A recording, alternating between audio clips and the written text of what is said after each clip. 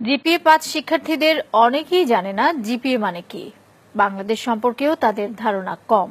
মুখস্থবিদ্যা নির্ভর পড়াশোনা এবং শুধুমাত্র ভালো ফলাফলমুখী শিক্ষা ব্যবস্থার কারণেই শিক্ষার্থীদের এই অবস্থা বলে মনে করেন শিক্ষাবিদরা। আনোয়ার হোসেনের রিপোর্ট।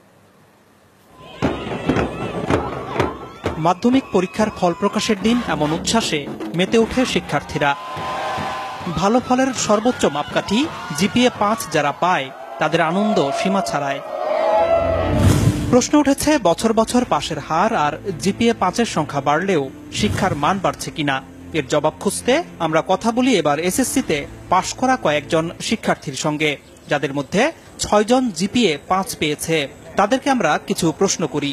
জিপিএ এটার পূর্ণাঙ্গ রূপ কি? জানি না, এখন মনে পড়ছে না। GPA grating point. এসএসসি এটার পূর্ণাঙ্গ রূপ কি? এখন আমার মনে পড়তেছে না। Junior school certificate, school secondary certificate. আমি জিপিএ-৫ পেয়েছি, ইংরেজিতে কি হবে? I am GPA 5. I give a GPA 5. I get GPA 5. I will. মোট ১৩ জনকে প্রশ্নগুলো করা হয়েছিল, কিন্তু কেউই সঠিক জবাব দিতে পারেনি।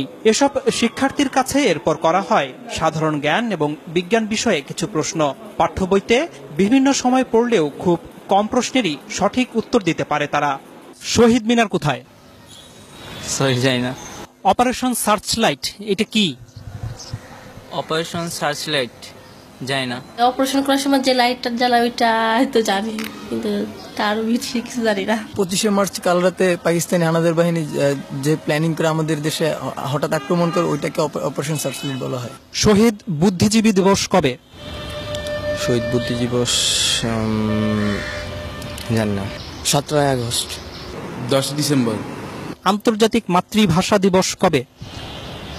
জানি না। স্বাধীনতা দিবস কত তারিখে?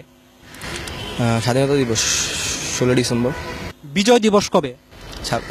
বিজয় দিবস হচ্ছে 26শে ডিসেম্বর। জাতীয় স্মৃতিসৌধ কোথায়? জাতীয় স্মৃতিসৌধ হচ্ছে পাই না। রণসঙ্গীত কে রচনা করেছে? পারি না। রবীন্দ্রনাথ ঠাকুর। বাংলাদেশের জাতীয় সঙ্গীতের রচয়িতা কে? কাজী নজরুল ইসলাম। মাউন্ট এভারেস্ট কোথায়? ইংল্যান্ড। তুমি সায়েন্সে পড়েছ। পিথাগোরাস কে? একজন ঔপন্যাসিক। নিউটন কোন তত্ত্বের জন্য বিখ্যাত? জানি না। আইনস্টাইনের কোন তত্ত্ব কি তোমাদের পড়িয়েছে? আইনস্টাইন না, নিউটনের পড়ছি, কিন্তু আইনস্টাইনের পড়ি নাই। নিউটনের তত্ত্বটা কি, নাম কি? গাছ থেকে মানে আপেল পড়ার যেই তত্ত্বটার নাম কি? নামটা মনে নেই। বাংলাদেশের বর্তমান রাষ্ট্রপতির নাম কি? বাংলাদেশের বর্তমান রাষ্ট্রপতির নাম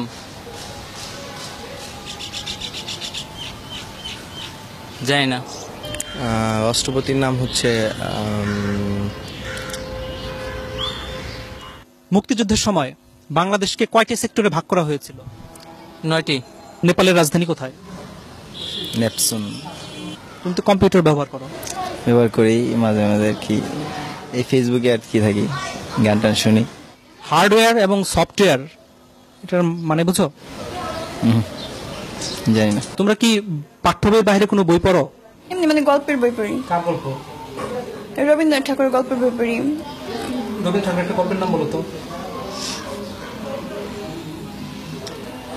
শিক্ষাবিদরা বলছেন জিপিএ-৫ পেয়ে ভালো শিক্ষার্থীর তকমা নিলেও জ্ঞান অর্জনের দিক থেকে পিছিয়ে আছে তারা। আমরা দেখি বিশ্ববিদ্যালয়ে ভর্তি পরীক্ষায় জিপিএ-৫ তারা পাস পর্যন্ত করতে পারে না। তার মানে যারা জিপিএ-৫ পেয়েছে তারা যেটা শেখার কথা সেটা শিখে নাই। তার মানে হচ্ছে কি এই জিপিএ-৫টা সত্যিকার জিপিএ-৫ না, তাদের হাতে জিপিএ-৫টা তুলে দেওয়া হচ্ছে। এখন শিক্ষার গুণগত মানটা যদি বাড়ানো না হয়, তাহলে শুধুমাত্র সংখ্যা দিয়ে আসলে কোনো লাভ হবে না। এদিকে শিক্ষার্থীরাই জানালো কেন তারা এসব প্রশ্নের উত্তর দিতে পারছে না। প্রথম কথা হলো আমি সংবাদ বেশি দেখি না, নিউজ পেপার পড়ি না।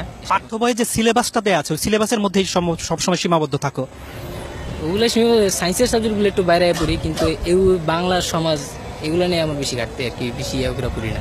তবে শিক্ষাবিদরা মনে করেন দেশের সাহিত্য ইতিহাস সম্পর্কেও জ্ঞান থাকতে হবে শিক্ষার্থীদের। বিজ্ঞান, বাণিজ্য, মানবিক বিভাগের মধ্যে তো আলাদা করা যাবে না। এটা এই দেশের যদি নাগরিক হিসাবে তারা বড় হয়, তাহলে তো এগুলো জানতে হবে।